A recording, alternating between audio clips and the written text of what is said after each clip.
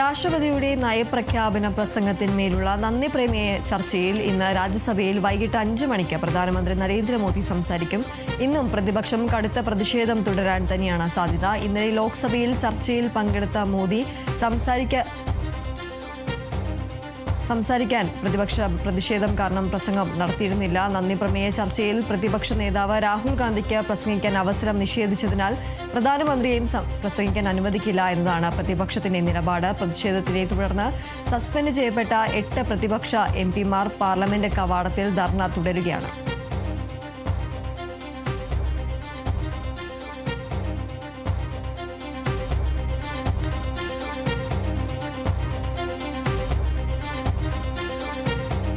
രാഷ്ട്രപതിയുടെ നയപ്രഖ്യാപന പ്രസംഗത്തിന്മേലുള്ള നന്ദി പ്രമേയ ചർച്ചയിൽ ഇന്ന് രാജ്യസഭയിൽ പ്രധാനമന്ത്രി നരേന്ദ്രമോദി സംസാരിക്കും. വൈകിട്ട് 5 മണിക്കാണ് പ്രധാനമന്ത്രി സംസാരിക്കുക. ഇന്നും പ്രതിപക്ഷം കടുത്ത പ്രതിഷേധം തുടരാൻ തന്നെയാണ് സാധ്യത. ഇന്നലെ ലോക്സഭയിൽ ചർച്ചയിൽ പങ്കെടുത്ത മോദി സംസാരിക്കാനിരുന്നെങ്കിലും പ്രതിപക്ഷ പ്രതിഷേധം കാരണം പ്രസംഗം നടന്നില്ല.